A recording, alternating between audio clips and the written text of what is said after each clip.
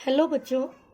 बेटा last video में हमने वेक्टर एडिशन की बात की थी और आपने किसी भी एंगल पर दो वेक्टर अगर आपके गिवन हो तो आपने यहाँ पर triangle law of vector addition पढ़ा और parallelogram law of vector addition पढ़ा।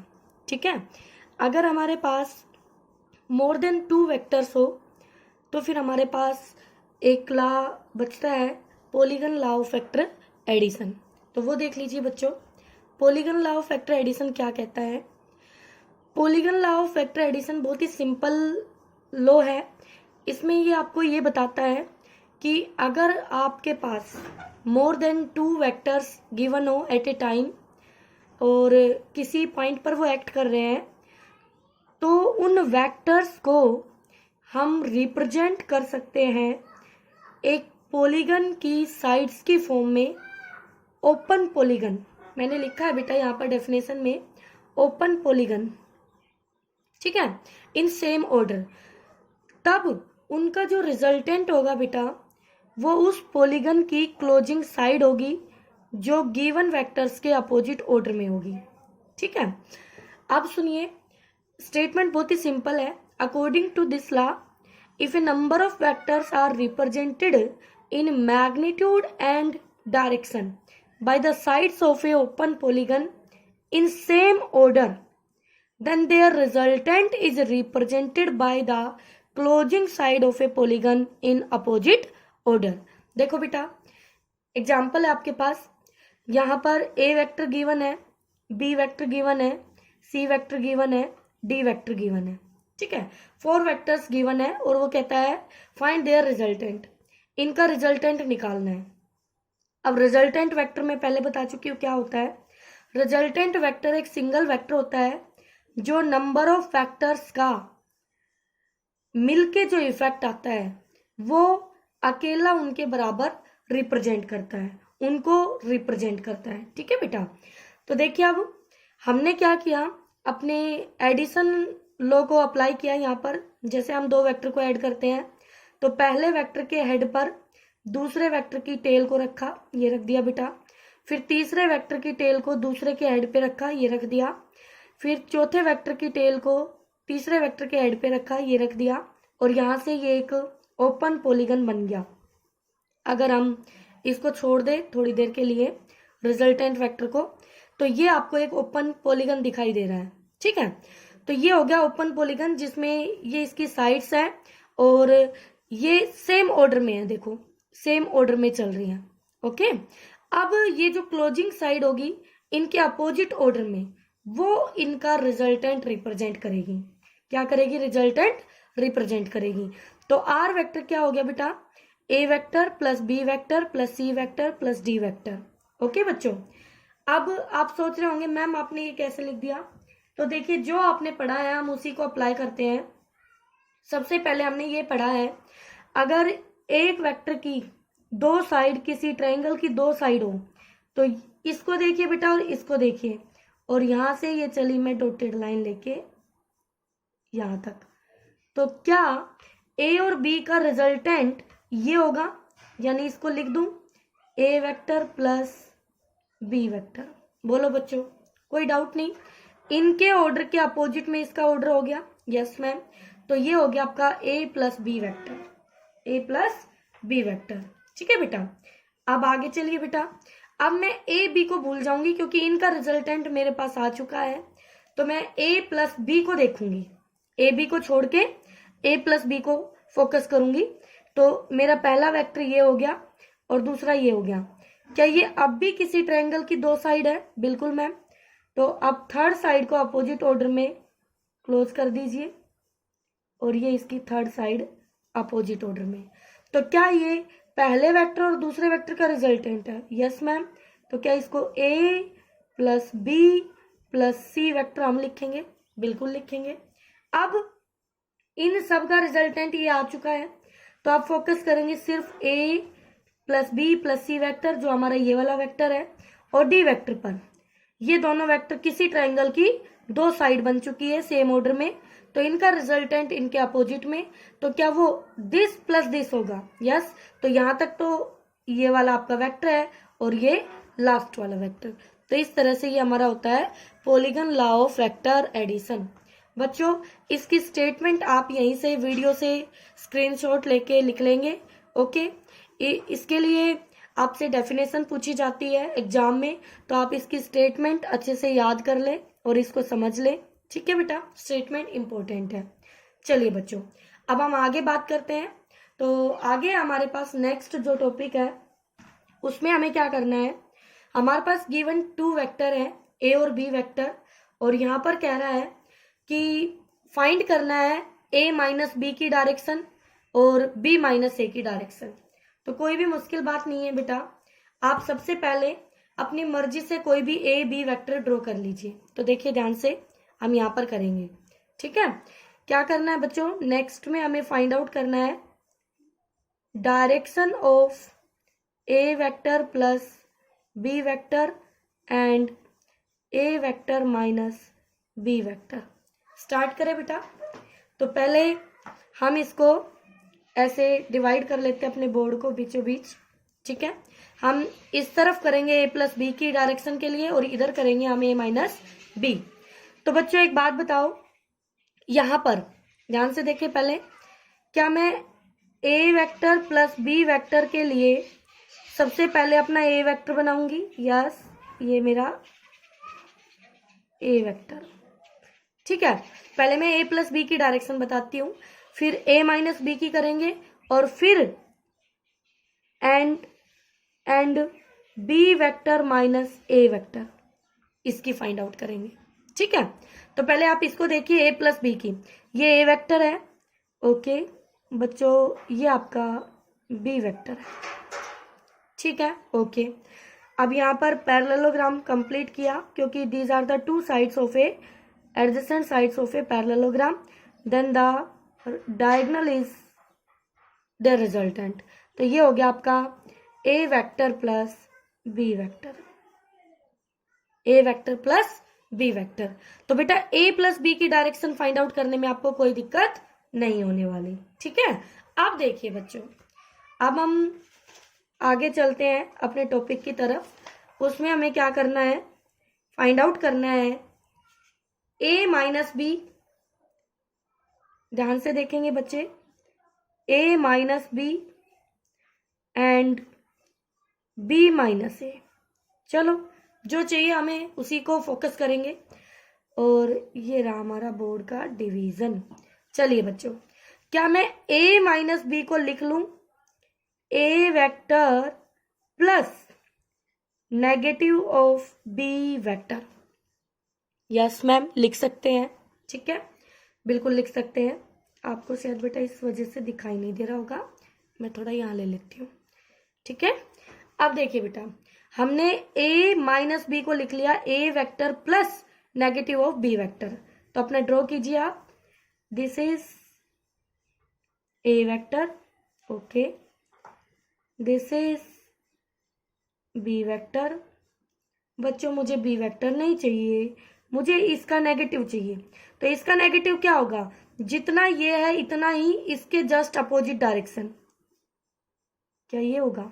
Yes ma'am, minus B vector.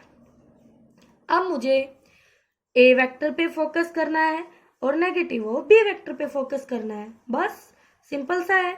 तो आप अब इन 2 वेक्टर्स को देखेंगे, उसको भूल जाएंगे क्योंकि मुझे बी नहीं चाहिए, मुझे माइनस बी चाहिए। तो these are the 2 adjacent sides of a parallelogram. तो आपने पैरेललोग्राम कंप्लीट किया। ओके बेटा, हो गया। और अब इसका रिजल्टेंट ड्रॉ कर दिया। तो ये हो गया, ये रिजल्टेंट हो गया। क्या हुआ? ए वेक्टर माइनस बी वेक्टर। और क्या यही डायरेक्शन हमें फाइंड आउट करनी थी? बिल्कुल बच्चों, यही डायरेक्शन आपको फाइंड आउट करनी थी। चलिए अब आगे चलिए दूसरी तरफ। इसमें दे रखा है B vector minus A vector. क्या इसको लिख सकती हूं बेटा? B vector plus negative of A vector. बोलो बेटा, कोई दिक्कत नहीं होनी चाहिए आपको। ठीक है, साथ साथ कर रहे हैं। तो अब देखिए बच्चों, ड्रॉ कर लेते हैं अपने वही वेक्टर फिर से, और आपको कंफ्यूजन ना हो तो मैं उन्हीं पेन का यूज कर रही हूँ। This is the A vector, sorry red की जगह आपका ऑरेंज आ गया, कोई बात नहीं, this is the B vector. बच्चों मुझे नेगेटिव ऑफ बी नहीं चाहिए, नेगेटिव ऑफ ए चाहिए। तो अब हम ए का नेगेटिव इसके अपोजिट में ड्रॉ करेंगे। क्या ये ए का नेगेटिव होगा? Yes ma'am, minus A vector. अब देखिए बेटा, फर्स्ट साइड सेकंड साइड, क्या ये पैरेललोग्राम की दो साइड है एडजेसेंट?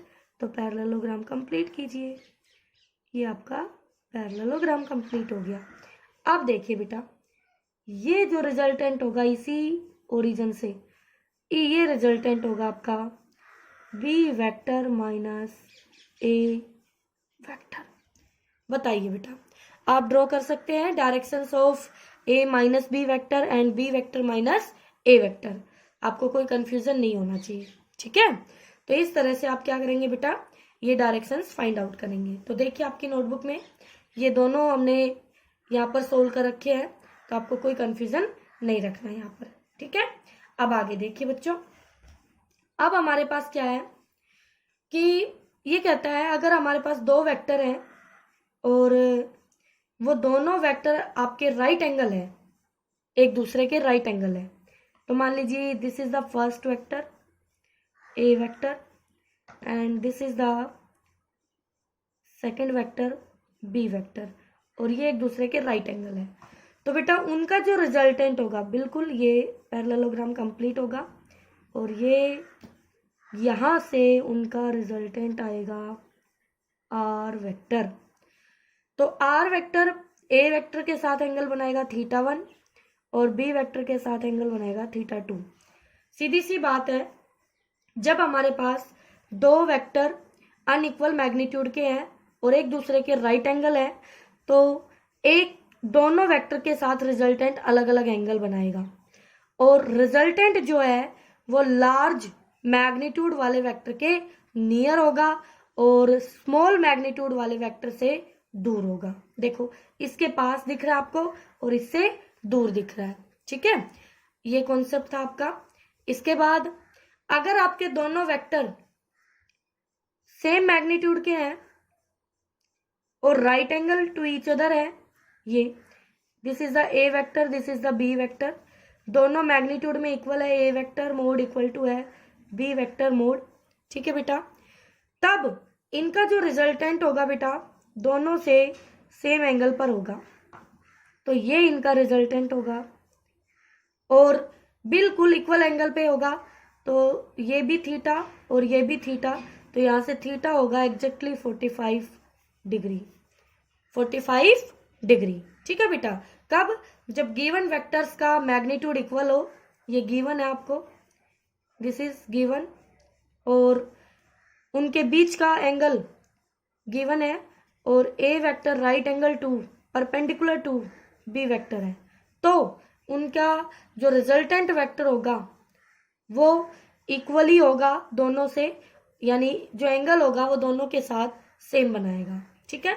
तो देखिए बेटा, अब यही कॉन्सेप्ट है और इसी पे बेस्ड आपका ये क्वेश्चन है, एक देख लीजिए ध्यान से क्या कह रहा है इसमें। ये बात तो आपको समझ आ गई होगी कि आर वेक्टर बड़े वेक्टर के पास होता है, छोटे वेक्टर से दूर होता है।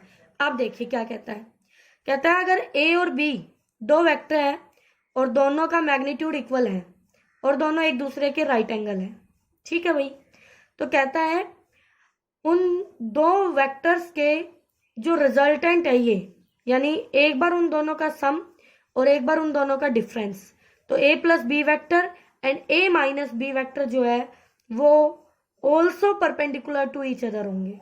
गिवन वेक्टर तो है ही एक दूसरे के परपेंडिकुलर, उनके सम और difference also perpendicular to each other होंगे। तो कैसे प्रूव किया है ये, यहाँ देखिए ग्राफिकली प्रूव कर रहे हैं हम। यहाँ इसका सॉल्यूशन आपका ये है, दिस इज द सॉल्यूशन। तो देखिए बेटा, ये आपका ए वेक्टर है बेटा, ये आपका बी वेक्टर है बच्चों।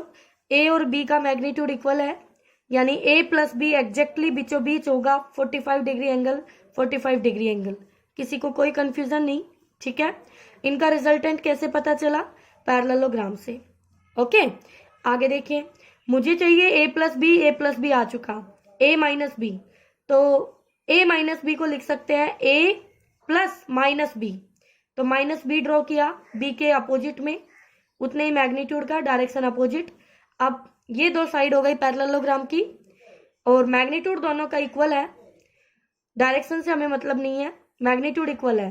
डायरेक्शन से मतलब मीन्स अब पहले भी राइट एंगल था, अब भी राइट एंगल है, तो कंडीशन अब भी सेटिस्फाई होती है। तो यहाँ पर ए वेक्टर अगर बी वेक्टर के परपेंडिकुलर है तो उसके नेगेटिव वेक्टर के भी परपेंडिकुलर रहेगा। ठीक है, तो यहां से देखिए बेटा, इन दोनों का रिजल्टेंट ए वेक्टर माइनस बी वेक्टर, ये भी एग्जैक्टली दोनों के साथ 45 डिग्री एंगल बनाएगा। तब sum and difference these two vectors also perpendicular to each other, 45 plus 45, तो ये आपका 90 डिग्री हो गया।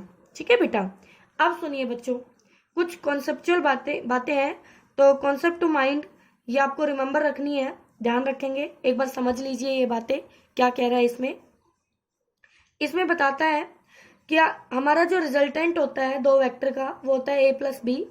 अगर वो दो वेक्टर किसी एंगल थीटा पर एक्ट कर रहे हैं, तो हम आर का मैग्नीट्यूड लिखते हैं अंडर रूट ए का मैग्नीट्यूड के स्क्वायर प्लस बी के मैग्नीट्यूड का स्क्वायर प्लस 2 ए का मैग्नीट्यूड बी का मैग्नीट्यूड कोस ऑफ थीटा, और थीटा है angle between A and B. जैसे for example this is A vector, this is B vector, then their resultant R vector, और theta is the angle between A and B vector. ठीक है बेटा, okay. अब सुनिए, यहां से कहता है कि जो एंगल होगा ए और माइनस बी वेक्टर के बीच, तो देख लीजिए बेटा, ये ए वेक्टर आगे जाएगा और माइनस बी ऐसे बनेगा, तो ए और माइनस बी के बीच एंगल होगा 180 माइनस थीटा। ए बी के बीच थीटा था, तो एक वेक्टर वैसे ही रखा और एक उसका नेगेटिव ले लिया, तो एंगल हो गया 180 माइनस थीटा। तो पहले हमने लिया ए माइनस बी, अब हम देखेंगे माइनस ए प्लस बी के साथ। तो देखिए, अगर इस बी को यहां से इधर ले आए उठा के, तो ये एंगल अब भी थीटा ही बनाएगा ना। मैं आपको एक अलग से फिगर पे दिखाती हूँ, बड़ा सा डायग्राम बना के। यहां से देखिए बेटा, यहां पर बनाते हैं हम।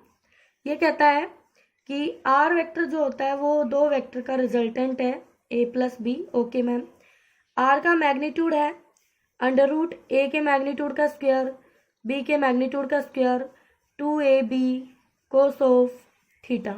ओके, और थीटा जो है वो एंगल है between A vector and B vector. ठीक है, तो अब यहां से देखिए, ये था हमारा ए वेक्टर, और बेटा जी ये था हमारा बी वेक्टर, और हमने अपनी इस लाइन को आगे बढ़ाया दोनों के बीच एंगल देखने के लिए, क्योंकि इसको आगे बढ़ाऊंगी, ए को यहाँ टेल से टेल मिलाऊंगी, तो बेटा जी मेरे पास ये एंगल आया थीटा ए और बी के बीच, और ये इन दोनों का रिजल्टेंट आया हमारे पास आर। ठीक है, तो अब कहता है कि एक वेक्टर यानी ए वेक्टर एंड दूसरे का नेगेटिव यानी माइनस बी वेक्टर, इनके बीच जो एंगल होगा वो 180 माइनस थीटा होगा। ओके, अब दूसरा एक वेक्टर नेगेटिव और दूसरा वही वेक्टर, अब भी एंगल 180 माइनस थीटा ही आएगा, मैं बना के दिखाऊंगी। अब कहता है अगर दोनों के नेगेटिव ले ले, तो जो एंगल दोनों की पॉजिटिव डायरेक्शन के बीच है वही एंगल उनकी नेगेटिव डायरेक्शन के बीच रहेगा, दोनों की नेगेटिव के बीच। तो अब देखना शुरू करते हैं। देखिए, यहां से आपको चाहिए ए तो है, और बी का नेगेटिव बी को ऐसे बढ़ा दो आगे, ये हो गया माइनस बी वेक्टर। ठीक है, तो ए की टेल को उठाया यहां रखा। ठीक है, थोड़ी देर के लिए इससे आपको रिप्रेजेंट कर देती हूँ। ये ऐसे दिखाया, मान लो ये मैंने ए वेक्टर दिखाया, तो ये ए वेक्टर की टेल हो गई और ये बी वेक्टर की टेल, तो एंगल हो गया 180 माइनस थीटा। ठीक है, तो आप इससे एग्री करते हैं? Yes ma'am. आगे चलिए बेटा, माइनस ए माइनस ए बनाओ बच्चों। बेटा जी ये है आपका ए वेक्टर, ठीक है, तो ये हो गया इसका माइनस ए वेक्टर, ठीक है भाई। हमने कहा था बी को अगर हम ऐसे डिस्प्लेस करते हैं, ऐसे डायरेक्शन नहीं बदल रहे, ना मैग्नीट्यूड बदल रहे, एज इट इज यहां से उठा के यहां रख रहे हैं, तो कुछ इस तरह से आएगा बी, बिल्कुल आएगा। और ए और बी, ए और बी की टेल में एंगल थीटा बन रहा है। बेटा आपको इसी में समझना होगा क्योंकि तभी आप कंपेयर कर पाएंगे। ए वेक्टर ये था, बी वेक्टर ये था, दोनों के बीच थीटा एंगल था, और ये पूरा 180 है, तो ये कितना हुआ 180 माइनस थीटा, तो ये आ गया बी वेक्टर में और माइनस ए वेक्टर में। आप इससे भी एग्री कर गए, ठीक है, बिल्कुल। अब देखिए हमारे पास ये है माइनस ए और ये है बी, क्या अब मैं यहाँ पे बना लूं, क्योंकि मुझे नेगेटिव ए और नेगेटिव बी की टेल एक जगह चाहिए, तो क्या मैं इसको आगे ऐसे ऐसे ऐसे ऐसे दिखा लूं, तो ये मेरा माइनस बी वेक्टर होगा, बिल्कुल। अगर ये ए है और ये बी है, आप ऐसे भी देख सकते हैं अगर यहाँ कंफ्यूजन हो रहा है, ये ए वेक्टर है और ये बी वेक्टर है, तो दोनों के नेगेटिव ड्रॉ करो, this is the negative A vector और this is the negative B vector. अगर ये एंगल थीटा है तो ये एंगल भी थीटा होगा, ये आपका थर्ड रिजल्ट है, ठीक है बेटा। तो ये थी बच्चों वेक्टर की बातें। अभी हम कंटिन्यू करेंगे, वेक्टर का चैप्टर आपका काफ़ी बड़ा है, तो आप इसको ध्यान से समझो, बहुत ही इंपॉर्टेंट है। अगर आप वेक्टर अच्छे से नहीं पढ़ेंगे तो +2 क्लास में फिर आपको दिक्कत होगी, ठीक है।